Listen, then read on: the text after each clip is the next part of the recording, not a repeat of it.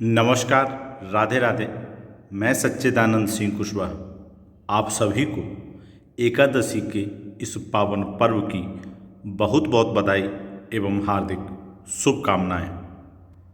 भगवान श्री कृष्ण ने श्रीमद् भगवत गीता में कहा है कि यज्ञ, दान और तपरूप कर्म किसी भी स्थिति में त्यागने योग्य नहीं है, अपितु कर्तव्य रूप में इन्हें अवश्य करना चाहिए।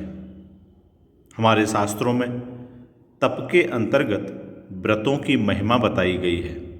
सामान्यतः व्रतों में सर्वोपरि एकादशी व्रत कहा गया है। जैसे नदियों में गंगा, प्रकाशक तत्वों में सूर्य, देवताओं में भगवान श्री हरि विष्णु की प्रधानता है, वैसे ही व्रतों में एकादशी व्रत की प्रधानता है।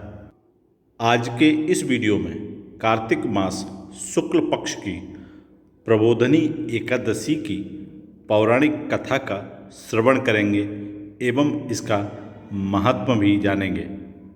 यदि आप चैनल पर नए हैं तो चैनल को सब्सक्राइब जरूर कर लीजिए ताकि आप तक ऐसे सकारात्मक और आध्यात्मिक वीडियोस पहुंच सकें।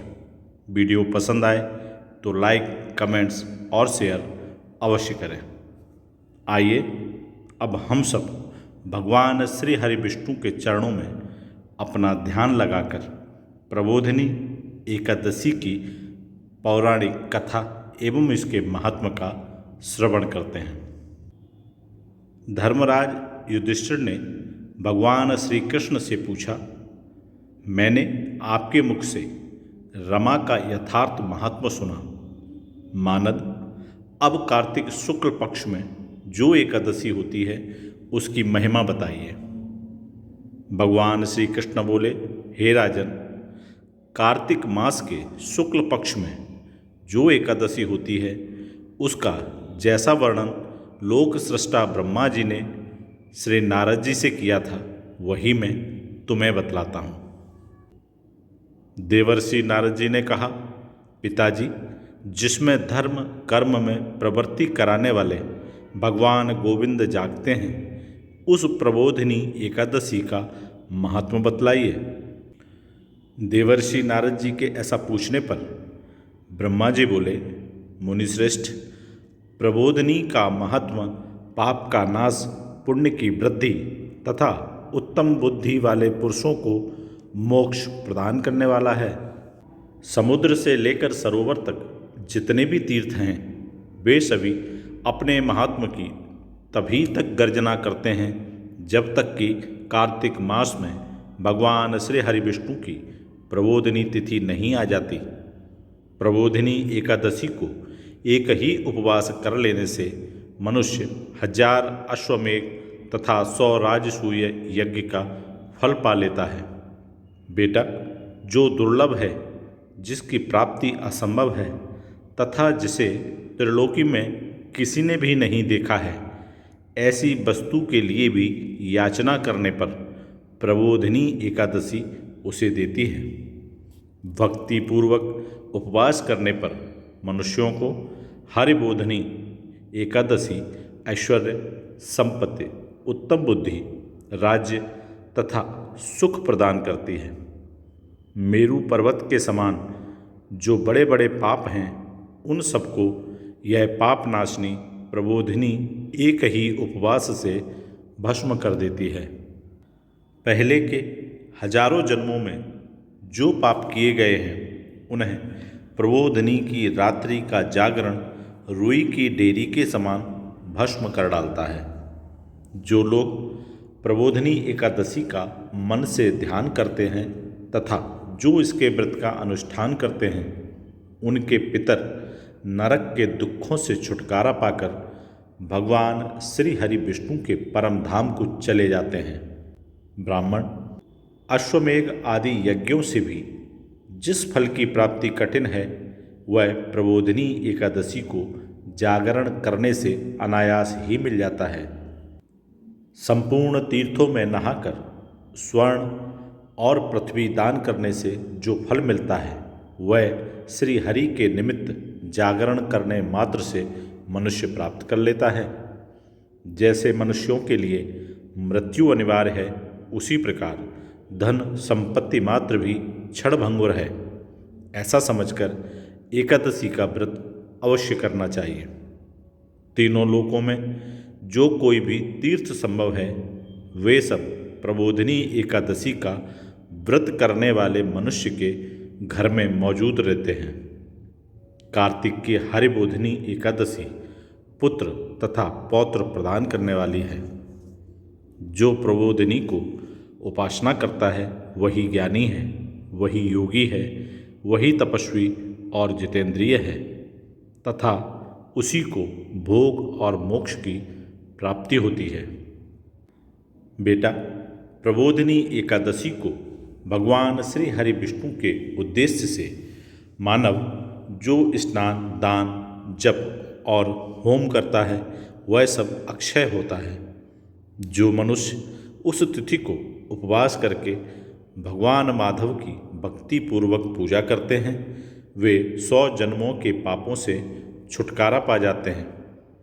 इस व्रत के द्वारा देवेश्वर जनार्दन को संतुष्ट करके मनुष्य संपूर्ण दिशाओं को अपने तेज से प्रकाशित करता हुआ श्री हरि के बैकुंठ धाम को जाता है।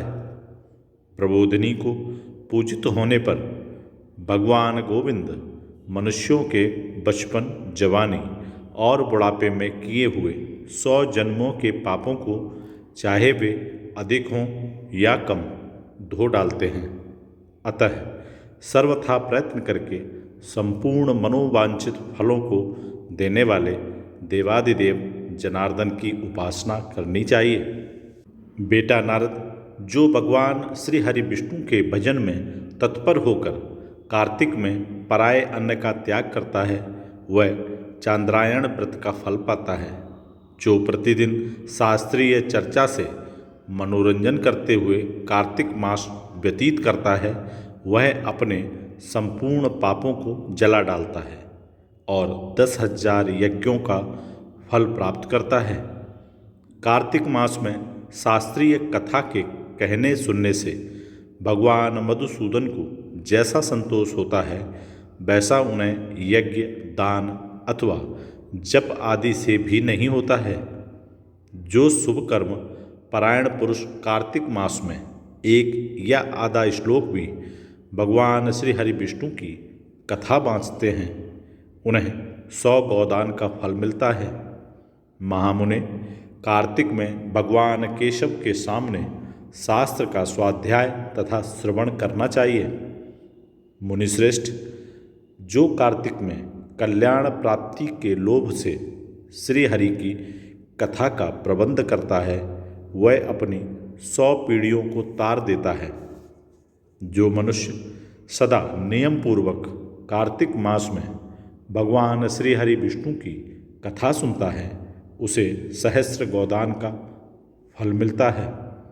जो प्रबोधिनी एकादशी के दिन श्री हरि विष्णु की कथा श्रवण करता है, उसे 7 दीपों से युक्त पृथ्वी दान करने का फल प्राप्त होता है। मुनिश्रेष्ठ, जो भगवान श्री हरि विष्णु की कथा सुनकर अपनी शक्ति के अनुसार कथावाचक की पूजा करते हैं, उन्हें अक्षय लोक की प्राप्ति होती है। नारद, जो मनुष्य कार्तिक मास में भगवत संबंधी गीत और शास्त्र विनोद के द्वारा समय बिताता है, उसकी पुनरावृत्ति मैंने नहीं देखी है। मुने, जो पुण्यात्मा पुरुष भगवान के समक्ष गान, नृत्य, वाद्य और श्री हरि विष्णु की कथा करता है, वह तीनों लोकों के ऊपर विराजमान होता है। मुनिश्रेष्ठ, कार्तिक की प्रबोधिनी एकादशी के दिन बहुत से फल, फूल, कपूर, अर्गजा और कुमकुम के द्वारा श्री हरि की पूजा करना चाहिए। एकादशी आने पर धन की कंजूसी नहीं करनी चाहिए, क्योंकि उस दिन दान आदि करने से असंख्य पुण्य की प्राप्ति होती है। प्रबोधिनी को जागरण के समय शंख में जल लेकर फल तथा नाना प्रकार के द्रव्यों के साथ श्री जनार्दन को अर्घ्य देना चाहिए। संपूर्ण तीर्थों में स्नान करने और सब प्रकार के दान देने से जो फल मिलता है वही प्रबोधिनी एकादशी को अर्घ देने से करोड़ गुना होकर प्राप्त होता है। देवर्षि, अर्घ के पश्चात भोजन, आच्छादन और दक्षिणा आदि के द्वारा भगवान श्री हरि विष्णु की प्रसन्नता के लिए गुरु की पूजा करनी चाहिए। जो मनुष्य उस दिन श्रीमद् भागवत की कथा सुनता अथवा पुराण का पाठ करता है उसे एक एक अक्षर पर कपिला दान का फल मिलता है। मुनिश्रेष्ठ, कार्तिक में जो मनुष्य अपनी शक्ति के अनुसार शास्त्रोक्त रीति से वैष्णव व्रत अर्थात एकादशी व्रत का पालन करता है उसकी मुक्ति अविचल है। केतकी के एक पत्ते से पूजित होने पर भगवान गरुड़ध्वज 1000 वर्ष तक अत्यंत तृप्त रहते हैं। देवर्षि, जो अगस्त के फूल से भगवान जनार्दन की पूजा करता है उसके दर्शन मात्र से नरक की आग बुझ जाती है। वत्स, जो कार्तिक में भगवान जनार्दन को तुलसी के पत्र और पुष्प अर्पण करते हैं उनका जन्म भर का किया हुआ सारा पाप भस्म हो जाता है। मुने, जो प्रतिदिन दर्शन, स्पर्श, ध्यान, नाम कीर्तन, स्तवन, अर्पण, सेचन, नित्य पूजन तथा नमस्कार के द्वारा तुलसी में नव प्रकार की भक्ति करते हैं वे कोटि सहस्र युगों तक पुण्य का विस्तार करते हैं। नारद, सब प्रकार के फूलों और पत्तों को चढ़ाने से जो फल होता है वह कार्तिक मास में तुलसी के एक पत्ते से मिल जाता है। कार्तिक आया देख प्रतिदिन नियम पूर्वक तुलसी के कोमल पत्तों से महाविष्णु श्री जनार्दन का पूजन करना चाहिए। 100 यज्ञों द्वारा देवताओं का यजन करने और अनेक प्रकार के दान देने से जो पुण्य होता है वह कार्तिक में तुलसी दल मात्र से केशव की पूजा करने पर प्राप्त हो जाता है। इस प्रकार कार्तिक मास में आने वाली प्रबोधिनी एकादशी की कथा और महात्म का वर्णन किया। हम सब पर परमात्मा की कृपा हमेशा बनी रहे। हम सबके घरों में सुख, समृद्धि, सफलता, संपन्नता और प्रसन्नता का हमेशा वास रहे। इन्हीं शुभकामनाओं के साथ फिर मिलूँगा एक नए वीडियो में। तब तक आप सभी स्वस्थ रहें, हंसते रहें, मुस्कुराते रहें। जय श्री राधे कृष्ण। ओम नमो भगवते वासुदेवाय।